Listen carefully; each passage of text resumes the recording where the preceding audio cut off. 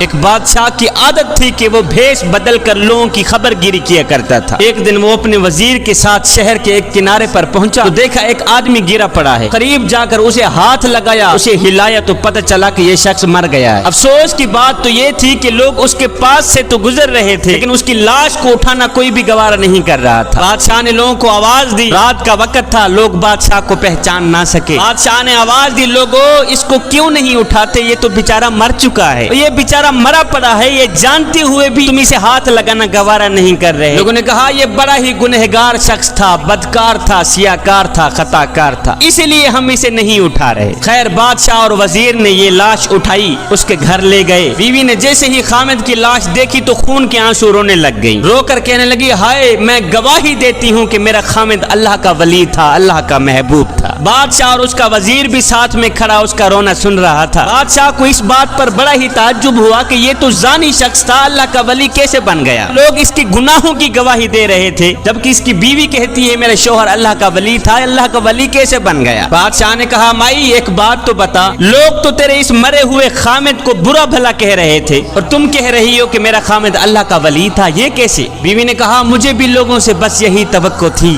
بھائیو، دراصل حقیقت یہ ہے کہ میرا خامد روز شراب خانے جا کر شراب خریدتا اور گھر لا کر گڑھے میں بہا دیتا اور ساتھ میں کہتا چلو کچھ تو گناہوں کا بوجھ مسلمانوں سے ہلکا ہوا۔ پیتا نہیں تھا، وہاں سے شراب لے کر گھر آ کر گڑھے میں بہا دیتا تھا، کہتا جو شراب میں نے خرید کر گڑھے میں ڈالی ہے اگر یہ شراب کوئی اور لے جاتا تو ساری رات گناہوں میں گزارتا۔ اسی طرح میرا شوہر رات کو ایک گندی عورت کے پاس جایا کرتا تھا، اسے ایک رات کی اجرت دے کر کہتا کہ تم اپنا دروازہ بند کر دو، آج کی رات کوئی بھی تیرے دروازے پر نہ آئے۔ صبح گھر آ کر کہتا شکر ہے میرے مالک، آج اس عورت کا اور نوجوان مسلمانوں کے گناہوں کا میں نے کچھ بوجھ تو ہلکا کر ہی دیا ہے۔ اب لوگ میرے شوہر کو ان جگہوں پر آتا جاتا دیکھتے اور برا بھلا کہتے، میں شوہر کو کہتی تو یہ نیکیاں تو کر رہا ہے لیکن جب تم مرے گا تو کوئی بھی تجھے غسل دینے کو آمادہ نہیں ہوگا۔ میرا شوہر مسکرا کے کہتا کہ تم گھبراؤ نہیں، تم اپنی آنکھوں سے دیکھو گی کہ میرا جنازہ وقت کے بادشاہ پڑھیں گے۔ یہ سن کر بادشاہ رو پڑا،